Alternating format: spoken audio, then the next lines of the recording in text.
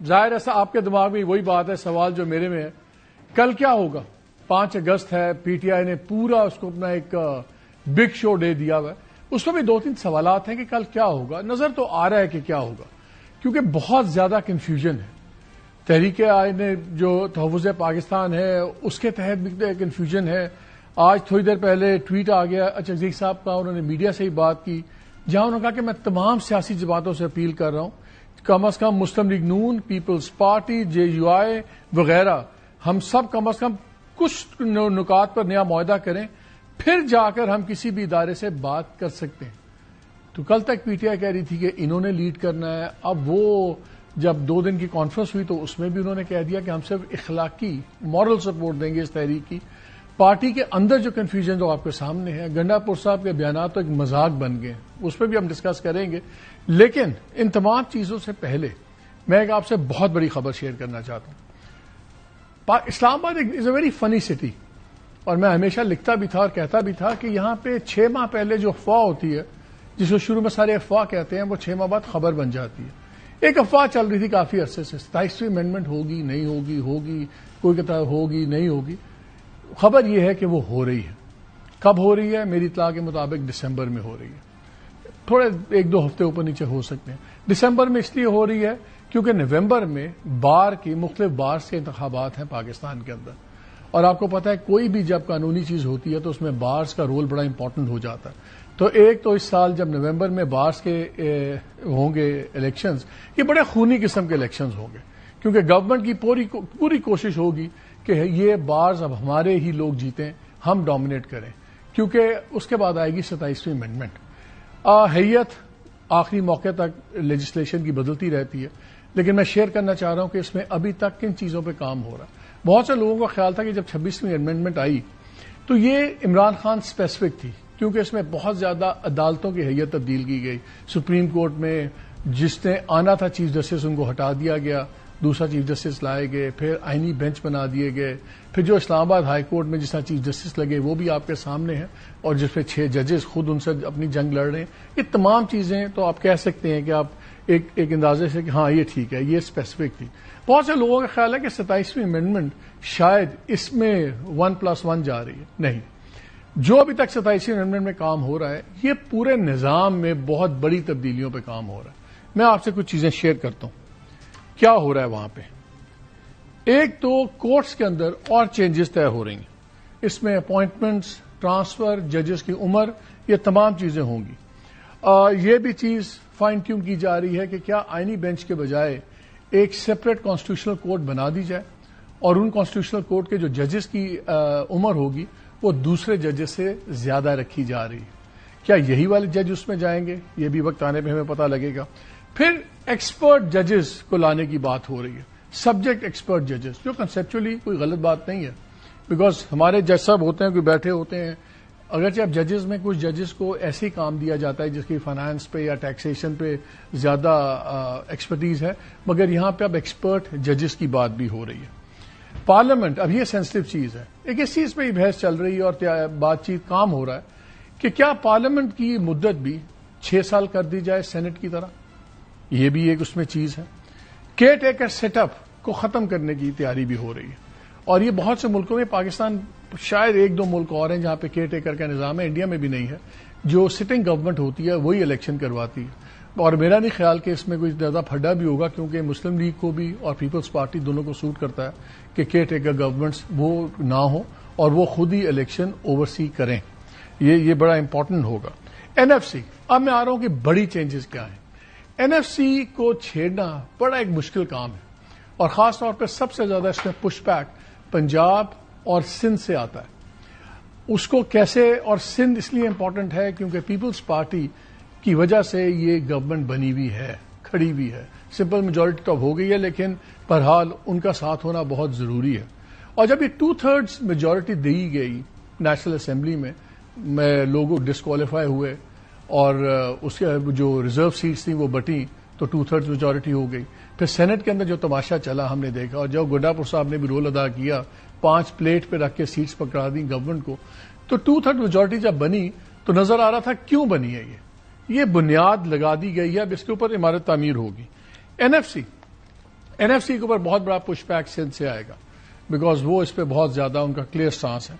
مگر ایک چیز جس پہ کام ہو رہا ہے وہ یہ ہے کہ آپ ایک واٹر ایمرجنسی بھی دیکھیں اور جو یہ ایکسٹرا فنڈز جا رہے ہیں صوبوں کو, اگر NFC کو آپ ڈائریکٹلی نہیں بھی چھیڑتے تو پھر کم از کم ایک واٹر ایمرجنسی ہو اور وہ جو ایکسٹرا فنڈز ہیں وہ ایک ڈیمز اور یہ تمام چیزیں بنانے پہ استعمال ہو اور یہ واٹر ایمرجنسی بھی آ سکتی ہے. اور جو اب ماحولیاتی تبدیلی کا جو حال ہے ان سیلابوں کے بعد, اس کی افادیت سے کوئی انکار کر نہیں سکتا.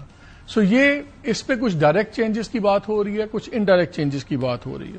اور انٹرسٹنگلی آپ نے دیکھا ابھی چیئرمین ویبڈا بھی چینج ہوئے, تو یہ بھی اگر آپ ڈاٹس جوائن کریں تو یہ انٹرسٹنگ جوائنٹس جڑتے ہیں.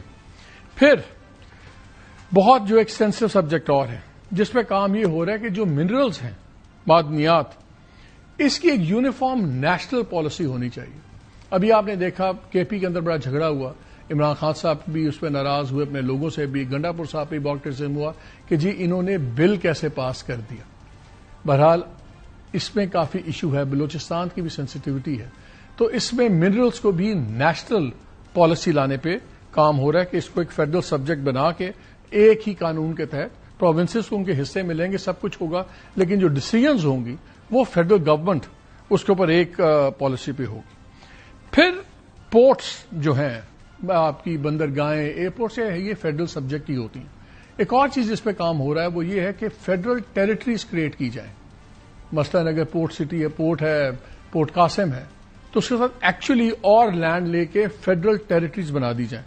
اور اس کا خاص طور پہ اثر بلوچستان میں بھی ہوگا بیکاز مثلاً ون آف دا پرپوزلز جب ایک میٹنگ کی مجھے روداد ملی تو اس میں وہاں پہ یہ بات بھی ہو رہی تھی کہ جی یہ بھی ہو سکتا ہے کہ جو مکران کوسٹل ہائی وے ہے ساری, یہ ساری فیڈرل ٹیریٹری بنا دی جائے.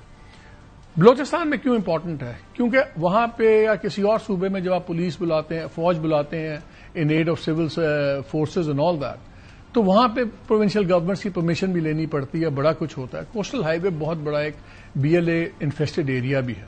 اگر یہ فیڈرل ٹیریٹری ہوتا ہے تو فیڈرل گورنمنٹ کے اختیار میں ہوگا کہاں فوج لگانی ہے, کہاں نہیں لگانی, صوبے کی مرضی ہو یا نہ ہو. KP کے اندر بھی کچھ ایسی صورتحال ہے. اگر وہاں پہ بھی فیڈرل ٹیریٹریز کریٹ ہوتی ہیں تو then it makes a lot of things easier.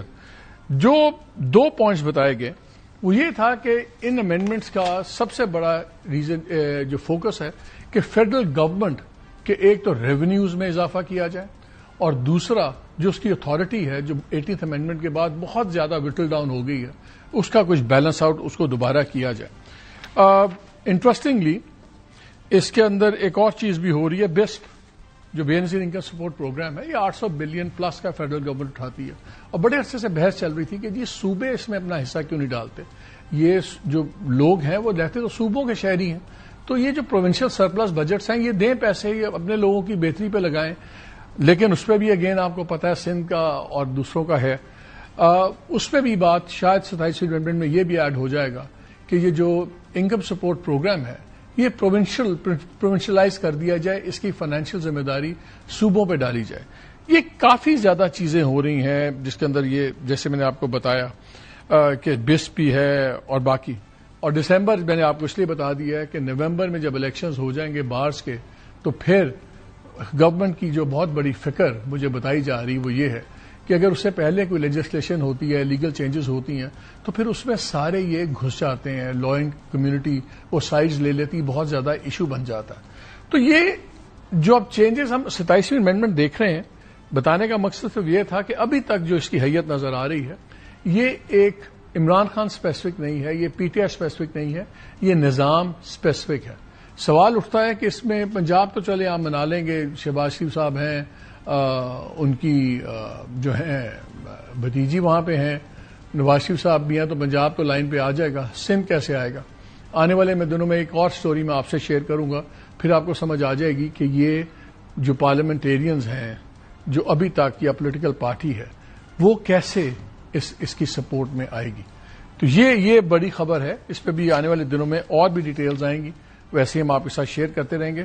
اب آ جاتے ہیں ڈومیسٹک پالیٹکس کے اوپر کہ کیا چل رہا ہے, کیا ہوگا, بیکاز انٹرنیشنل میں تو بہت کچھ ہو رہا ہے. انڈیا کے ساتھ جو ہوا, نریندر مودی کے ساتھ جو اس کو ذلت اٹھانی پڑی جنگ کے بعد, جنگ کے دوران پھر جنگ کے بعد، اور جو اس نے ڈونلڈ ٹرمپ کو بار بار جھوٹا کہا کہ اس نے ہماری صلح نہیں کروائی، جنگ بندی نہیں کروائی، تو جو ڈونلڈ ٹرمپ نے اس کے ساتھ کر دیا وہ تو آپ کے سامنے ہے، چاہے وہ ٹیرفس ہیں ان پہ 25 ہے تو ہمارے پہ 19 ہے، پھر دا وے از ڈن۔ آج انڈین میڈیا ایک اور بات بھی بہت چل رہا ہے، وہ لیٹسٹ آرٹیکل آج جو آیا ہے وہ یہ اکانومسٹ کا ہے، بڑا انٹرسٹنگ آرٹیکل ہے، جس میں وہ کہہ رہے ہیں کہ جی جو فیلڈ مارشل عاصم منیر ہیں یہ ایک بہت بڑا ایک sustainable and multi faceted relation ship United States یہ بلڈ کر رہے ہیں۔ پھر وہ جو آرٹیکل ہے اس میں یہ لکھا گیا کہ دیکھیں جولائی 31 کو دونوں نے ٹریڈ ڈیل بھی اسٹرائک کی۔ جون میں فیلڈ مارشل تھے، وہ پہلے سرونگ آرمی چیف تھے کوئی بھی جس نے جا کے ایک سٹنگ امریکن پریزیڈنٹ کے ساتھ 1-on-1 میٹنگ کی ہو، اور یہ یاد ہے آپ کو پہلگام کے بعد، یہ جب جنگ کے بعد کی یہ میٹنگ ہوئی تھی۔ اور پھر یہ بھی لکھتا ہے آرٹیکل کہ نیو دہلی نے جو بلیم کیا پہلگام وداؤٹ ایویڈنس، اور یہ اس پہ بات ہوئی۔ پھر یہ بھی انہوں نے کہا کہ اب آگے کیا چیزیں بڑھ رہی ہیں، انہوں نے کہا کہ اب جو ہے انڈیا کو بہت زیادہ مایوسی اس بات کی ہے کہ امریکہ اور پاکستان بہت تیزی سے اپنے تعلقات بہتر کر رہے ہیں، اور فوکس ہے ٹریڈ پہ، کاؤنٹر ٹیررزم پہ، اور ایک لائن بڑی امپورٹنٹ ہے، کنسلٹیشن آن مڈل ایسٹرن پالیسی، کہ مڈل ایسٹ کے اندر جو پالیسی اب امریکہ بنا رہا ہے اس میں پاکستان کی بھی ان پٹ شامل ہو رہی ہے، اور یہ کہ شاید امریکہ اب دوبارہ پاکستان کو ہتھیار بھی بیچنا شروع کر دے۔ تیسرا ایک امپورٹنٹ بات آپ کو یاد ہے انڈیا میڈیا نے بہت اٹھایا تھا، اور مودی نے اور ان کے گورنمنٹ کے، وہ جی Pakistan intercontinental ballistic missiles بنا رہا ہے، یہ کر رہا ہے، وہ کر رہا ہے، اور انہوں نے کہا کہ امریکہ نے اپنا کرٹیسزم بالکل ٹون ڈاؤن کر دیا پاکستان کے اوپر کہ لانگ رینج بیلسٹک میزائلز کے اوپر، جو بائیڈن ایڈمنسٹریشن کہتی تھی کہ جی امریکہ کے لیے بہت بڑا خطرہ ہے، اور یہ کہ کافی 8 پروگرامز ریزیوم ہو رہے ہیں، اور بھی ان میں بڑا ہوگا، اور ویپنری بھی بیچی جائے گی including armed vehicles, night vision goggles, یہ سارا کچھ اس پہ چل رہا ہے۔ اور یہ کہ امریکن ایڈمنسٹریشن پاکستان کے ان کلیمز کی بھی انویسٹیگیشن کر رہی ہے اور سیریسلی دیکھ رہی ہے جس میں پاکستان نے الزام لگایا کہ یہ BLA، بلوچستان اور یہ فتنہ الخوارج اور دوسرے تمام ان کو انڈیا فائنانسنگ کر رہا ہے۔ تو آج وہاں پہ تو باہر تو یہ چل رہا ہے، ہمارے یہاں کیا چل رہا ہے؟ کل یوم استحصال کشمیر ہے۔ انفارچونیٹلی پوری دنیا میں پاکستان واحد ملک ہے جو ہر باری 5 اگست کو بھرپور طریقے سے کشمیر کا ایشو انٹرنیشنل میپ پہ لاتا ہے، ریلیز ہوتی ہیں، احتجاج ہوتا ہے، سب کچھ ہوتا ہے۔ مگر اب کل 5 اگست ہے، اب آدھے شہروں میں تو 144 لگنی بھی شروع ہوگی یا ہو بھی جائے گی۔ کل اگر PTI نہیں نکلے گی تو دوسرے لوگ بھی اکٹھے نہیں ہو سکتے۔ 5 اگست کیوں رکھا گیا آؤٹ آف دا بلو؟ اور اس پہ بھی گورنمنٹ کو موقع مل گیا، دبا کے وہ بجا رہے ہیں PTI کو کہ دیکھیں یہ تو ہمیشہ اس طرح کا فساد کرتے ہیں۔ وائی 5 اگست؟ اور میری اطلاع یہ ہے کہ ابھی جب میٹنگ ہوئی تھی تو وہاں پہ محبوب چشیق صاحب نے بھی کہا باقی اپنے دوستوں کو کہ 5 اگست آپ ڈیٹ سوچ تو لیتے، کوئی اور بہتر ڈیٹ کر لیتے۔ اینی وے کہاں جا رہی ہے بات، کیا ہوگی؟ ہمیں جوائن کیا ہوا بلال کیانی صاحب نے، minister of state for finance and railways, بہت شکریہ۔